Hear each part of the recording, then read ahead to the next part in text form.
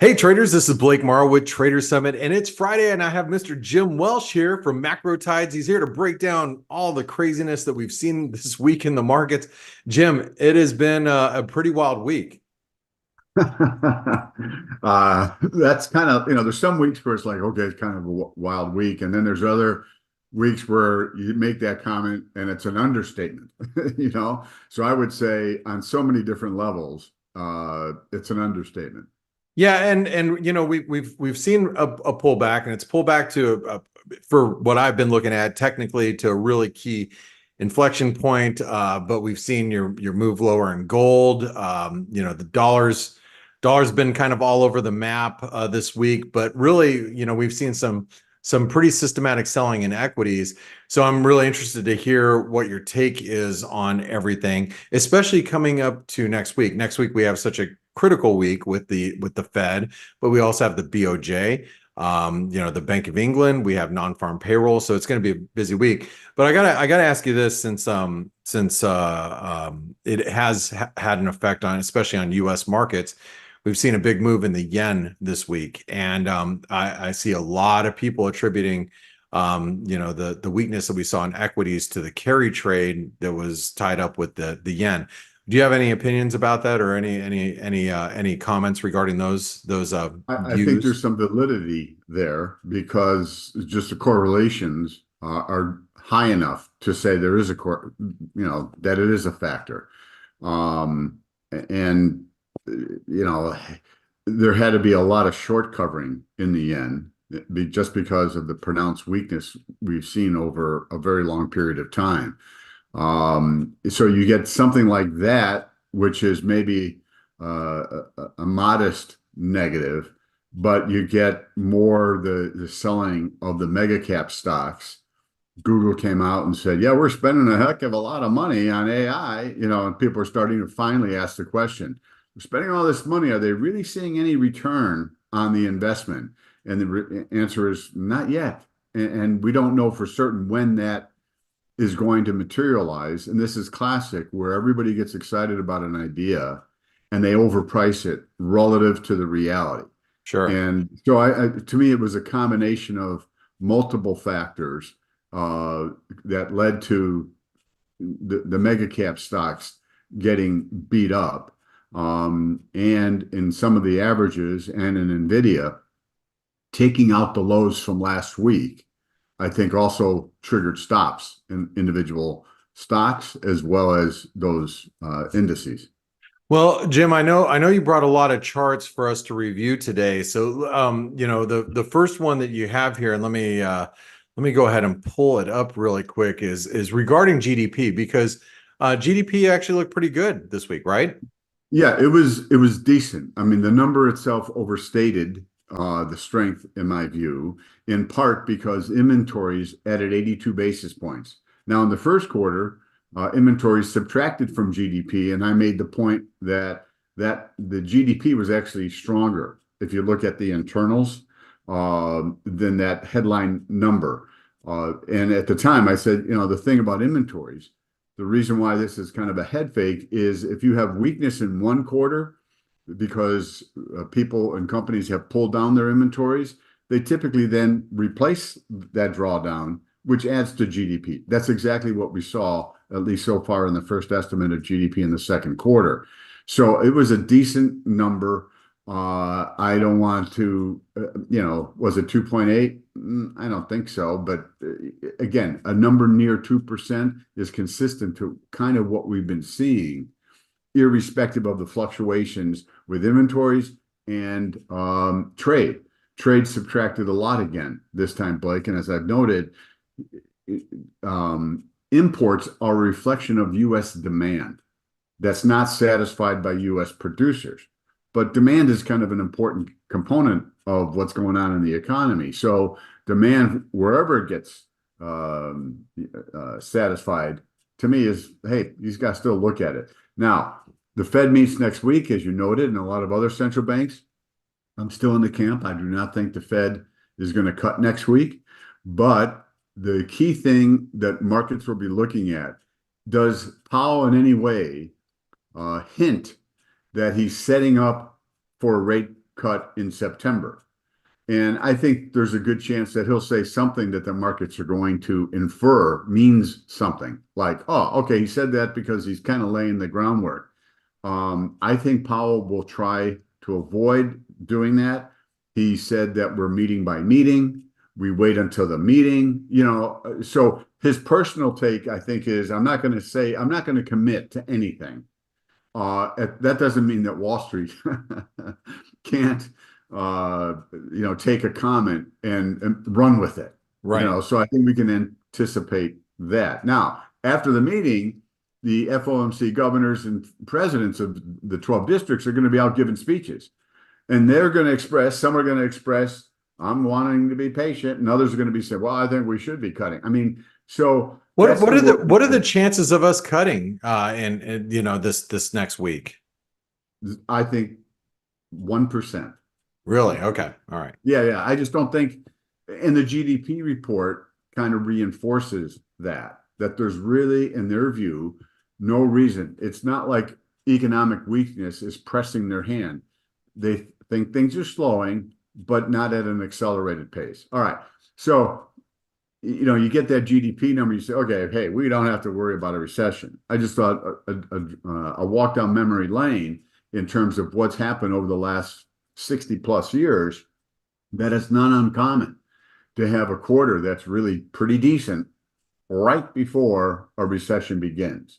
So, I'm in the camp that I think the economy is going to slow. It's going to wind up slowing more than people expect. And so, I'm not ignoring the GDP number. At the same time, history suggests to make the conclusion that we don't have to worry about a recession because GDP was up 2.8% in the second quarter. I think that's a stretch as well. All right. Well, the next chart that you brought up, Jim, is not regarding GDP, but it's regarding the yield curve un-inverts. Yep. And this has been kind of the talk of the town. So what does this mean? I mean, we've had this big yield curve inversion for, oh God, however long. And so now since July of 22. So yes. we're at two years, which is one of the longest yield curves. And probably a month or so ago, we did a couple segments where we looked at how many days the curve has been inverted, and over 350 days. In other words, anything over a year has resulted in deeper recessions, and the probability of there being a recession then, of course, is much higher. So this goes back to, I think, the mid 1970s, and we got to think about the dynamics. So the Federal Reserve raises short-term rates, the 2-year rises above the 10-year, so you get a negative yield curve. It's inverts. Yeah.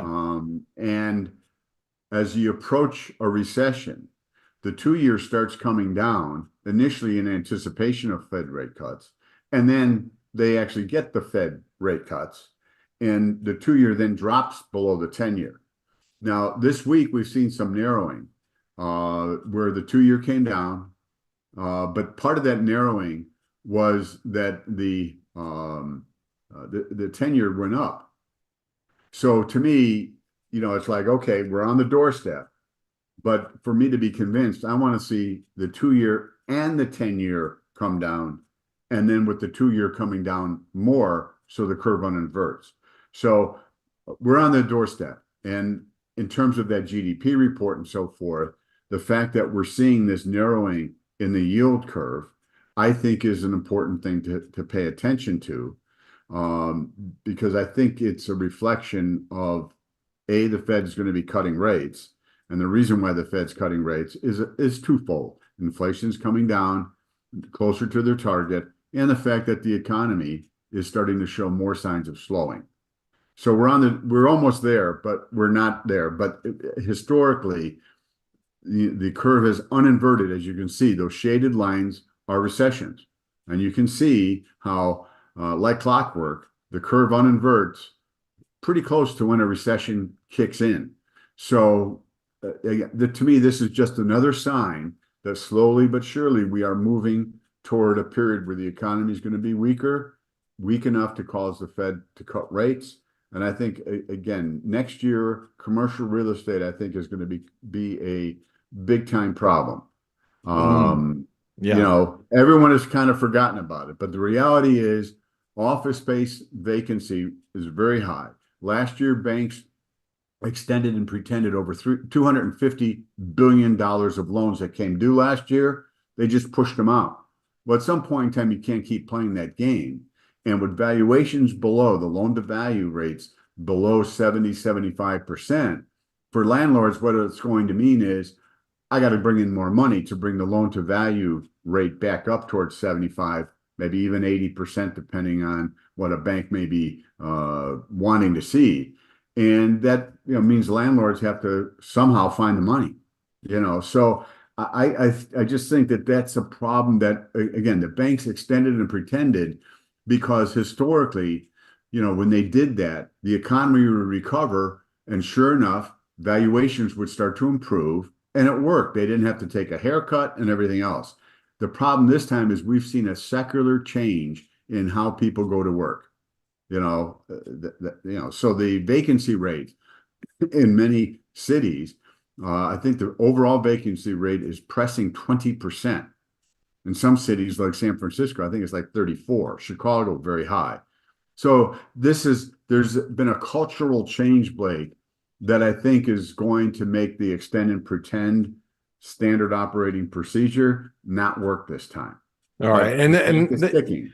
It's like this was a trend that was really taking place commercial real estate wise. It's probably taking place on a more slower basis due to the internet and due to technology getting so much better, and then COVID just kind of fast tracked everything. Yeah, it accelerated that process, and I just don't think there's going to be a way to turn back in a meaningful enough way over the next 12 months to get those vacancy rates to drop significantly. Right. If the economy slows down, you're going to see the vacancy rate go up because companies, being forced to cut costs, closing offices and so forth. So that problem to me only gets worse, not better. It's just a question of when we start, and think about it again. Banks are exposed there, regional banks more so than the large ones. At the same time, credit cards. Well, we're already seeing delinquency rates rising at a pretty fast clip.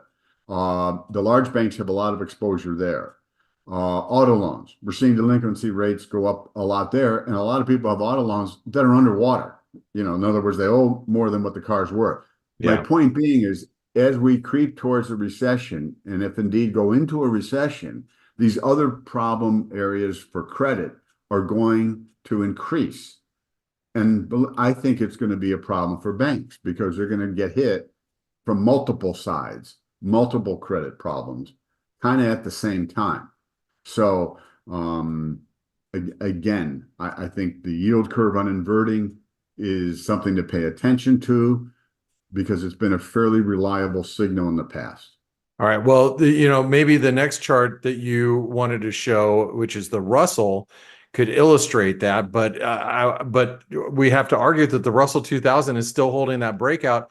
And you were, a couple of weeks ago, very bullish the Russell, thinking it would carry the rest of the market. So the rest of the market has come down, Jim, but the Russell's still holding up. So is this part of the market going to be what drives the rest of the market higher from here? I mean, are you still in that thought process? Well, again, the idea was that what we saw, cyclical stocks, were lagging tremendously behind the mega cap stocks. And you got this shift taking place where, hey, if the Fed cuts rates, we don't have to worry about a recession. Just at this time that, some of the doubts regarding the mega cap stocks started to gain some traction. And so you've got this huge pop. The main thing is the advanced decline line, which had been negatively diverging since March as the S&P kept making higher highs. Well, this rotation into cyclical stocks, and the Russell's part of that equation, the AD line, made a new all-time high. So for me, it's kind of buying time for the overall market. It's predicated on, obviously, buying cyclical stocks. Hey, we don't have to worry about a recession. I think that is going to be problematic somewhere down the road. Just looking at the pattern of the Russell, My take was 1, 2. Last week we talked 3. We get a pullback for 4, but that there will be another push above that 2278 to complete 5 up. At that point in time, I think the Russell and some of the cyclical stocks in general will have a pullback. Now, in the past year, whenever cyclical stocks rallied and we had any kind of a pullback in the mega cap stocks, once the cyclical stocks, stopped bouncing, you can see the bounces in the Russell over the last 6, 12 months. My point being is the mega cap stocks filled in whatever hole there was in the market very rapidly.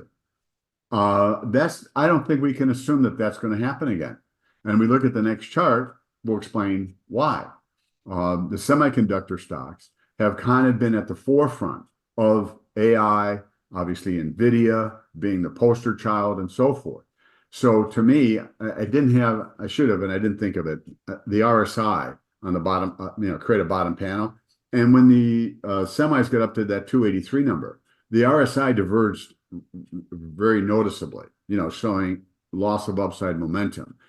To me, the other thing is now from that high at 283, you can kind of see pretty clearly 1, 2, 3, 4, 5. So to me, can the semiconductor, this is SMH, that ETF, can it rally back up towards, there you go. Yeah, I just thought I'd put that up there for you. Yeah, look at that at the end there. You can see pretty large divergence in the last 2 high readings on the RSI there. Right. So, that was, again, another warning. But the 5 down to me is important. And as long as the SMH stays below that blue trend line, which is like 255, 258-ish, that's wave 4 of lesser degree. To me, it's like, okay, we're getting a bounce, and then there's going to be another leg down.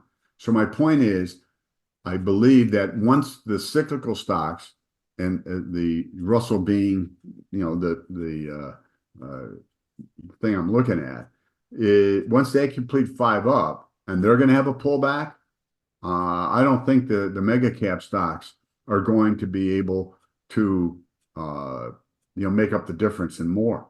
So once the Russell is done and the semis get a little bit of a bounce from where they've, the low that we saw yesterday, I think there's another leg down. And at that point in time, we're going to see all the market go down, not just one segment versus the other.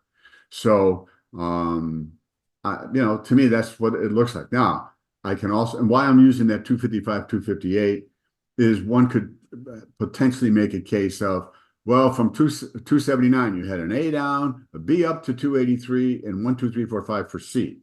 That's possible. If that's going to be the case, then the semiconductors should get above 255, 258. So as long as they don't do that, I'm going to stick with that. The message of this market index is that they've made a top. We've had 5 down. We're going to get a bounce, and there'll be another leg down that takes out that low. All right. Well, the next chart you brought, Jim, is TLT, which is basically the 10-year. I mean, we are just sitting here. The average maturity in TLT is 27 years. Yeah. So okay. I thought it was closer to associated with the 10 versus the 30-year. No, it's pretty much between 26, 27 Okay. years. All right. Okay. So, I believe that this is a base that's been building for a few months now. And as long as we hold 89, 82, I'm going to say that it's a constructive chart.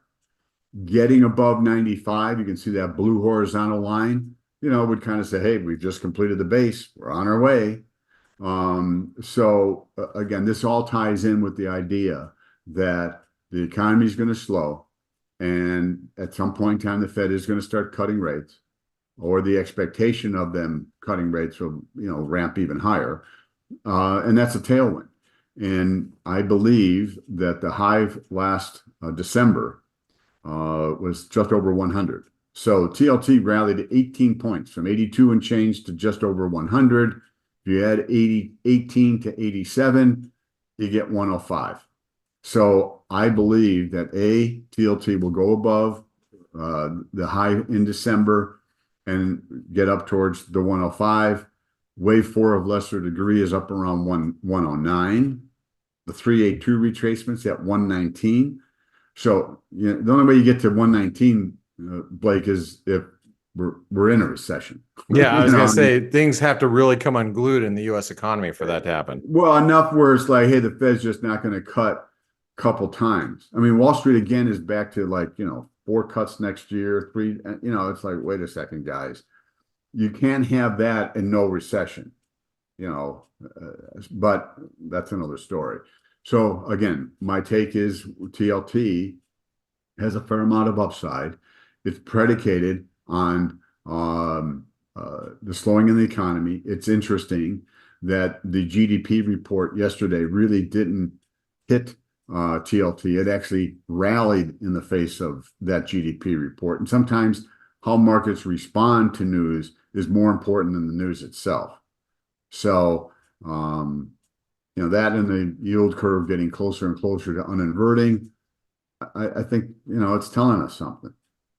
All right. Well, the next chart you brought is gold, and gold has, it continues to drift lower, unlike silver, where silver actually broke.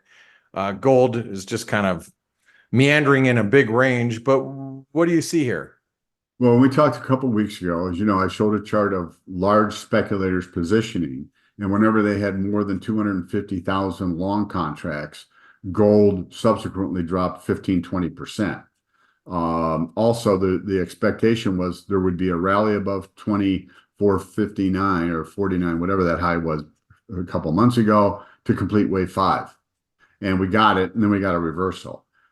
The other thing that to me adds credibility to, okay, you better be a little more cautious regarding gold, is from the high at 24.81, you can kind of see a clear 1, 2, 3, 4, 5, and then we got a bounce.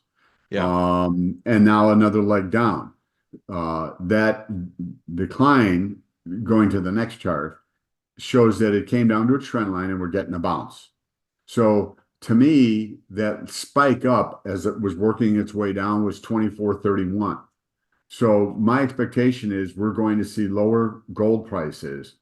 What would call that into question would be a move above 24.31. But to me, the weight of the evidence is, hey, you can make a legitimate count for 5 up, so you completed something.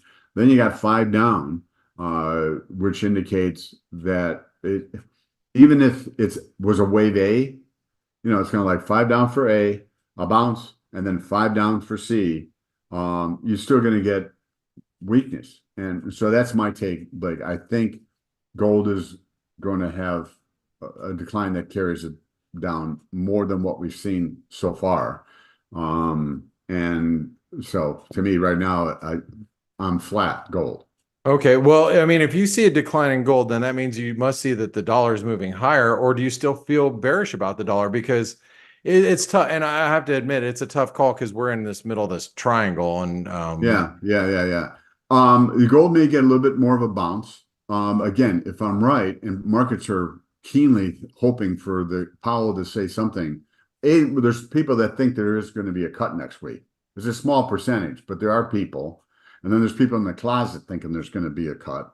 Obviously, if they don't cut, and then Powell really does a good enough job of not providing any hints about what's happening in September. We're going meeting to meeting. We take the incoming data and so forth. The dollar could get another little bounce. Like you had A up, a little pullback, you get another little bounce, staying above, below, not closing, I think about 104.80, I think should be important on any additional bounce. But yeah, my take is that after whatever additional strength we see, the dollar is going to drop down below 103, make a run at 102.50.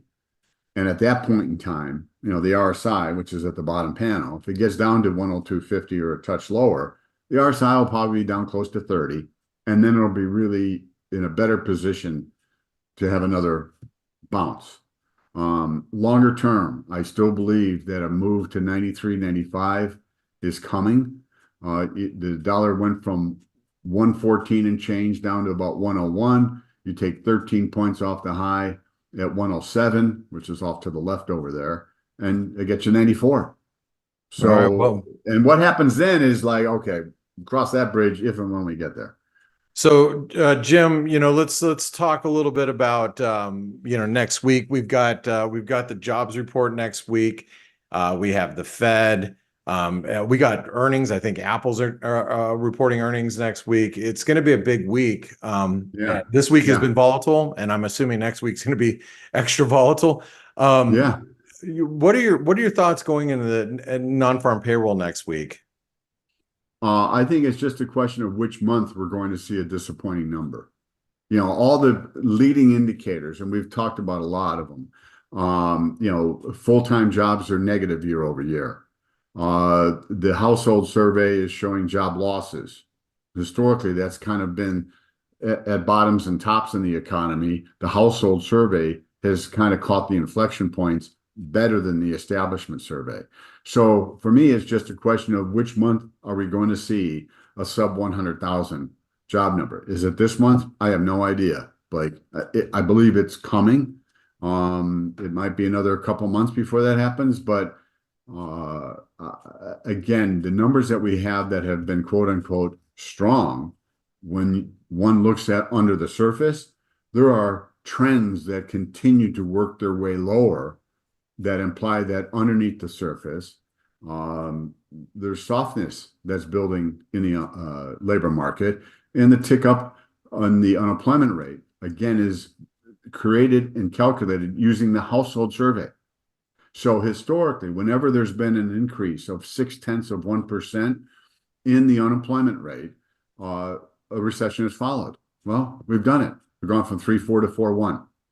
I think probably the most compelling chart that you had here today was the un-inversion and how a recession follows it. So it's going to be interesting to see how what kind of data that comes in the following weeks and months ahead. To see if it vindicates that. So Jim, I want to thank you for being with us on Friday. Always every Friday. I really appreciate you. What's the easiest way for people to get your work specifically? Yeah, email Jim Welsh Macro at Gmail. I'll send you a recent report, or go to macrotides.com. And become a subscriber, and you'll get a discount if you tell me that you're coming via Trader Summit. There you go. And you have quite a following here listening to you each and every week, Jim. So kudos to you. And we appreciate you being here. If you guys appreciate him, make sure you give him a, subscribe down below so you don't miss any of all these exclusive interviews. But more importantly, give him a thumbs up and comment down below if you agree, or maybe there's something that you see that needs his attention. So, Jim, thank you so much. Have a great weekend, and I'm going to look forward to catching you up with you next week after a crazy week that we're almost guaranteed to have this next week. I think a nap should be in order over the next 2 days. Get ready for next week after this last week. Hells yes. All right. Thanks, Jim. We really appreciate you, and we'll catch you next week. Thank you, Blake. Hey traders, Blake Morrow here. Thanks for stopping by our YouTube channel. Don't forget to like, share, and subscribe to our channel. Also click the bell notifications so you do not miss any of our market-related trading analysis from some of the leading industry experts. Thanks for stopping by. We'll see you in the next video.